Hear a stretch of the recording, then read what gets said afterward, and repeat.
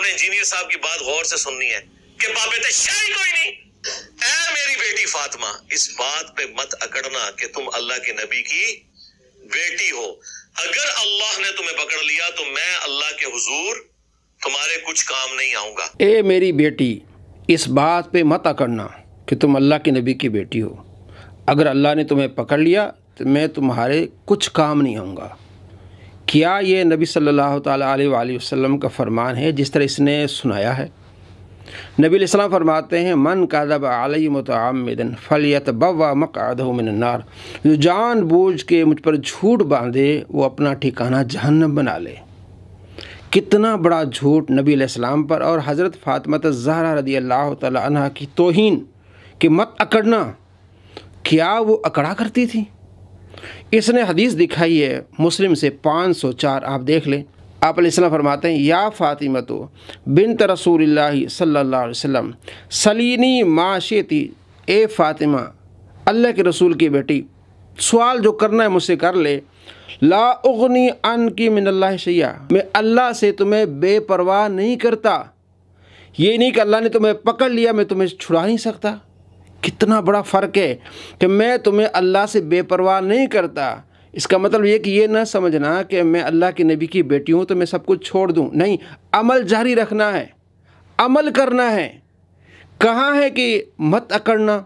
اور اس نے بخاری سے بھی دکھائی ہے 2753 حدیث ہے، وہاں بھی کہ یا فاطمہ بنت محمد صلی اللہ علیہ وسلم سلینی ما شئتی من مالی، اے فاطمہ محمد کی بیٹی صلی اللہ علیہ وسلم جو مانگنا ہے میرے مال سے مانگ لے۔ لا اغنی عنک من اللہ شیئا، میں بے پرواہ نہیں کر سکتا تمہیں اللہ سے کسی چیز پر، کہ بے پرواہ نہیں ہونا کہ میں اللہ کے نبی کی بیٹی ہوں تو کچھ نہ کام کروں، کوئی عمل نہ کروں۔ آپ علیہ السلام عمل پر ابھار رہے ہیں۔ اس نے جھوٹ بولا، نبی علیہ السلام پر جھوٹ بولا کہ مت اکڑنا، اور حضرت فاطمہ الزہرا رضی اللہ تعالی عنہ کی توہین کی۔ یہ وہ شخص ہے جس نے اللہ تبارک و تعالیٰ کی توحید بیان کرتے ہوئے حضرت فاطمہ الزہرا کی توہین کی، اور یہ اللہ کی توحید بیان کرتے ہوئے نبی علیہ السلام کی توہین کرتا ہے۔ یہ توحید بیان نہیں کرتا، یہ توہین بیان کرتا ہے۔ اس کی شیطانی توحید ہے۔ کیا اس کے دوسرے طرق نہیں پڑھے؟ دوسرے طرق میں یہ ہے، مسلم اس سے پہلے حدیث 501، آپ علیہ السلام فرماتے ہیں غیر ان لکم رحمن، ہاں میرا تم سے ایک صلہ رحمی کا معاملہ ہوگا، سأبللھا ببلالھا، ہاں اس کا تمہیں صلہ ملے گا، تلچھٹ ملے گی، اس کے تمہیں ایک راحت ملے گی، یعنی میری رشتہ داری کی وجہ سے تمہیں سکون ملے گا، تمہیں برکتیں ملیں گی۔ ترمذی شریف میں حدیث ہے 2438، آپ علیہ السلام فرماتے ہیں یدخل جنت بشفاعت رجل من امتی اکثر من بنی تمیم، ایک میرے بندے کی شفاعت کی وجہ سے بنی تمیم کے قبیلے کے زیادہ لوگ، اس سے یعنی اس قبیلے سے زیادہ لوگ جنت میں داخل ہو جائیں گے، ایک بندے کی شفاعت کے سبب۔ صحابی عقیل یا رسول اللہ، کہا گیا یا رسول اللہ سواک، آپ کے علاوہ؟ آپ علیہ السلام فرماتے ہیں ہاں سوایا میرے علاوہ ایک بندہ شفاعت کرے گا، بنی تمیم قبیلے سے زیادہ لوگوں کی سفارش کرے گا، میرے سوا ہوگا۔ یعنی آپ علیہ السلام فرماتے ہیں کہ میرے علاوہ ایک بندہ ایسا ہوگا کہ بنی تمیم کے قبیلے سے زیادہ لوگوں کی سفارش کرے گا اور وہ جنت میں جائیں گے، اور فاطمہ کچھ نہیں کریں گی۔ یہ آپ صلی اللہ تعالیٰ علیہ وآلہ وسلم کی صاحبزادی حضرت سیدہ فاطمہ الزہرا رضی اللہ تعالیٰ عنہ کی توہین کر رہا ہے۔ تم اس پر مت اکڑنا، کیا وہ اکڑا کرتی تھی؟ محدثین نے ان روایات کی کیا شرح کی ہے؟ ایک تو یہ بتانا چاہتا ہے کہ نبی علیہ السلام یہ فرما رہے ہیں کہ کوئی وہاں کام نہیں آئے گا، بابے تو شے کوئی نہیں ہے۔ اصل میں یہ بغض اولیاء میں اس طرح جھوٹ باندھ رہا ہے۔ بغض اولیاء میں آ گیا جس میں اللہ تبارک و تعالیٰ فرماتا بخاری میں کہ من عادی لی ولی فقد آذنتہ بالحرب، جس نے میرے کسی ولی سے عداوت رکھی اسے میرا اعلان جنگ ہے، اس سے میرا اعلان جنگ ہے۔ تو اس طرح اعلان جنگ کر رہا ہے اور ذلیل ہو رہا ہے، کس طرح سید کائنات فاطمہ الزہرا رضی اللہ تعالی عنہا کی توہین کر رہا ہے اور شیطانی توحید بیان کر رہا ہے۔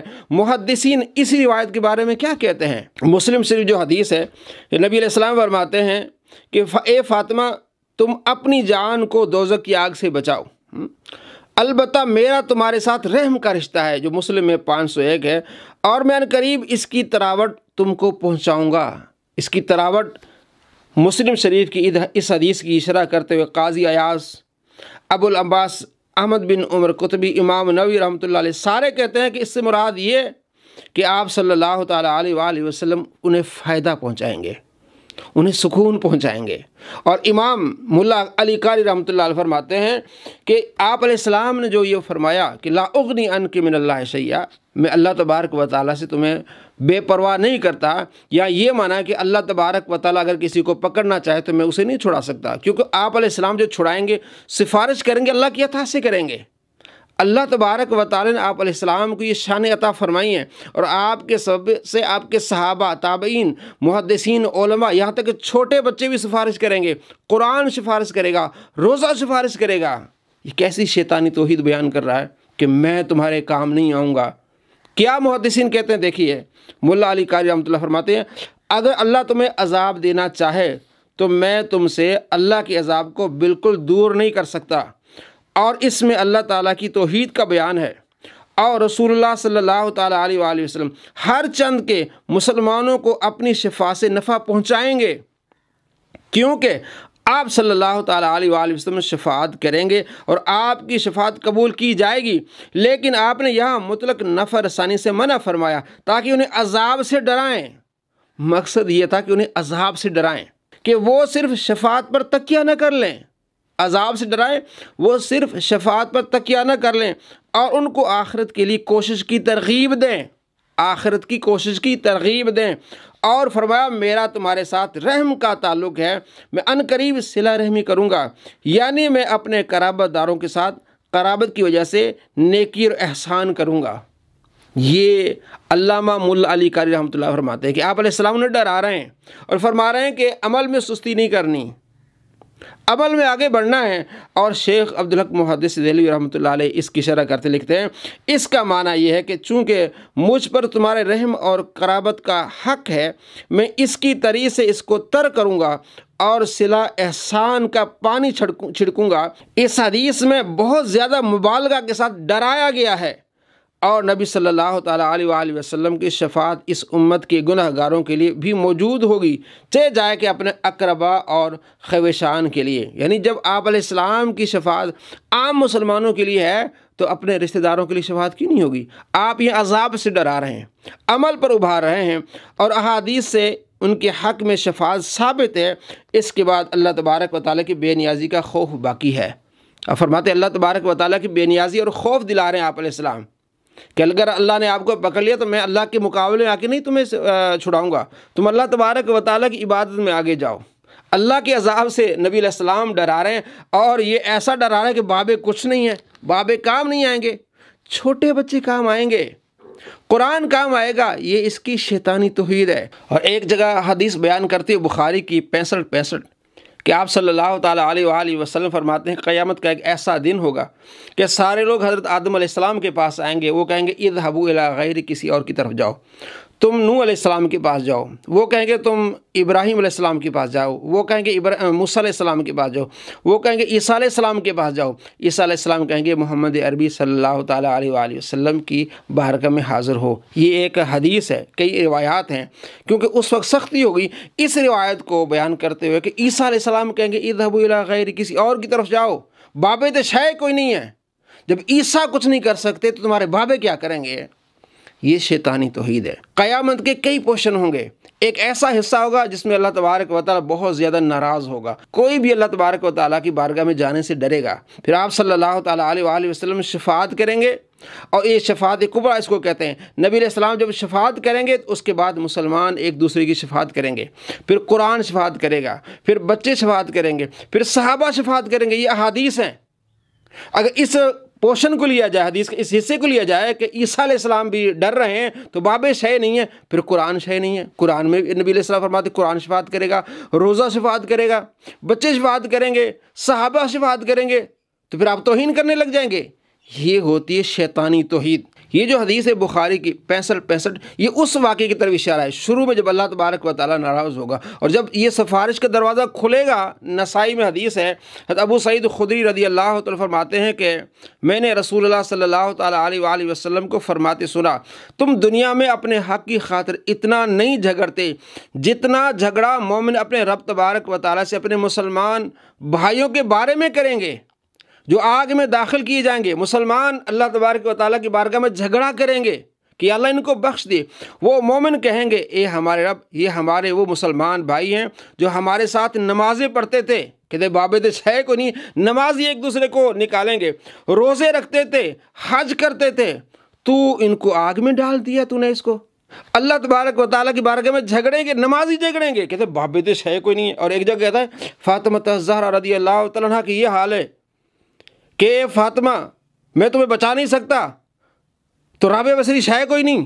یہ شیطانی توحید ہے۔ ابھی حدیث دیکھیں، صحیح حدیث کیا ہے، آپ صلی اللہ تعالیٰ علیہ وآلہ فرماتے ہیں مومن جھگڑیں گے جس طرح تم ایک دوسرے کے معاملے پر جھگڑتے ہو، ایک دوسرے سے کوئی چیز لیتے ہو، اس سے زیادہ جھگڑیں گے کہ اللہ مسلمان یہ میرا بھائی ہے، میرے ساتھ اس نے حج کیا، میرے ساتھ اس نے روزہ رکھا ہے، اس کو تو نے آگ میں کیوں ڈالا ہے؟ اللہ تبارک و تعالیٰ فرمائے گا جاؤ جنہیں تم پہچانتے ان کو نکال لے آؤ۔ وہ جائیں گے اور ان کو ان کی صورتوں سے پہچانیں گے، ان میں سے کسی کو نصف پنڈلیوں تک آگ لگی ہوگی، کسی کو ٹخنوں تک، وہ ان کو نکال لائیں گے اور کہیں گے اے ہمارے رب، جن کے بارے میں تو نے فرمایا تھا وہ تو ہم نے نکال لیے۔ اللہ تبارک و تعالیٰ فرمائے گا ان کو بھی نکالو جن کے دل میں 1 دینار کے برابر بھی ایمان ہے۔ پھر فرمائے گا ان کو بھی نکالو جن کے دل میں نصف دینار کے برابر بھی ایمان ہے، حتیٰ کہ فرمائے گا ان کو بھی نکالو جن کے دل میں ذرہ برابر بھی ایمان ہے۔ کہتے بابت ہے کوئی نہیں ہے۔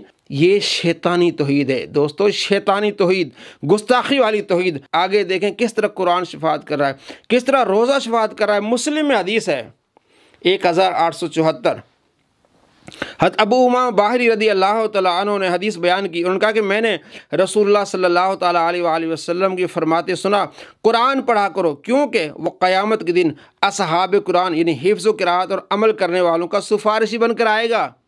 قرآن سفارشی بن کر آئے گا، یہ کہتے ہیں بابت ہے کوئی نہیں۔ اور مسلم حدیث ہے 1876 کہ حضرت نواس بن سمان کلابی رضی اللہ کہتے ہیں کہ میں نے رسول اللہ صلی اللہ تعالیٰ علیہ وآلہ وسلم کو فرماتے سنا قیامت کے دن قرآن اور قرآن والے ایسے لوگوں کو لایا جائے گا جو اس پر عمل کرتے تھے، سورہ بقرہ اور سورہ آل عمران ان کے آگے آگے ہوں گی۔ اور حدیث پاک میں کہ وہ اپنے صاحب یعنی صحبت میں رہنے والے کی طرف سے مدافعت کریں گی، ان کی سفارش کریں گی، ان کو عذاب سے بچائیں گی۔ قرآن، روزے، نماز، قیامت کے دن قرآن کس طرح سفارش کرے گا؟ مشکوٰۃ المصابیح میں حدیث ہے 1963، حضرت عبداللہ بن عمر رضی اللہ تعالیٰ یاد کرتے ہیں کہ رسول اللہ صلی اللہ تعالیٰ علیہ وآلہ وسلم فرمایا روزہ اور قرآن بندے کے لیے سفارش کریں گے۔ صحیح روایت ہے۔ آگے چلیے، فوت شدہ بچے، مسلم حدیث ہے 2635 کے آپ صلی اللہ تعالیٰ علیہ وآلہ وسلم فرماتے ہیں جو چھوٹے بچے ہیں وہ اپنے والدین کو پکڑ کے جنت میں لے جائیں گے۔ یعنی یہ کہاں پھر رہا ہے، یہ کیسی تبلیغ کر رہا ہے؟ آگے آپ کو کثیر تعداد میں روایات ملیں گی کہ شہید کس طرح مسلمانوں کی سفارش کریں گے۔ آپ علیہ السلام کا فرمان ہے کہ شہید 70 رشتہ داروں کی شفاعت کرے گا۔ ترمذی میں حدیث 1663، شہید سفارش کر رہے ہیں، بچے سفارش کر رہے ہیں، عام نمازی سفارش کر رہے ہیں، روزے دار ایک دوسرے کی سفارش کر رہے ہیں، حاجی ایک دوسرے کی سفارش کر رہے ہیں، چھوٹے بچے، قرآن، یہ سارے سفارش کر رہے ہیں۔ لیکن حضرت فاطمہ الزہرا رضی اللہ عنہ کام نہیں آئیں گی۔ یہ توحید نہیں، یہ توہین ہے۔ محدثین نے کیا بتایا کہ آپ علیہ السلام جو فرمایا لا اغنی عنک من اللہ شیئا، میں آپ کو اللہ کے عذاب سے نہیں بچا سکوں گا اگر اللہ تبارک و تعالیٰ تمہیں عذاب دینا چاہے، یعنی بے نیاز میں نہیں کرتا۔ لا اغنی عنک، میں تمہیں اللہ کے بارے میں بے نیاز نہیں کرتا، یہ اس کا معنی ہے۔ اور اس نے کہا تم اکڑنا نہیں، تم نبی کی بیٹی ہوتی ہے، اکڑنا نہیں ہے، اللہ نے تمہیں پکڑ لیا تو میں چھڑاؤں گا نہیں، یہ جھوٹ بولا اس نے نبی علیہ السلام پر۔ اور جو نبی علیہ السلام پر جھوٹ باندھے وہ اپنا ٹھکانہ جہنم بنا لے۔ ایسے شریروں سے بچیں۔ اللہ تبارک و تعالیٰ نے اپنے محبوب صلی اللہ تعالیٰ علیہ وآلہ وسلم کو شان عطا فرمائی ہیں۔ آپ علیہ السلام فرماتے ہیں جو اذان کا جواب دے اس کے بعد درود پڑھے اور میرے لیے وسیلے کی دعا کرے تو اس کے لیے میری سفارش ہے۔ جو اذان کا جواب دے اس کے لیے سفارش ہے، اپنی بیٹی کے لیے نہیں ہوگی۔ غور کریں، ایسے شریروں سے بچیں، اپنے ایمان کی حفاظت فرمائیں۔ السلام علیکم ورحمۃ اللہ وبرکاتہ۔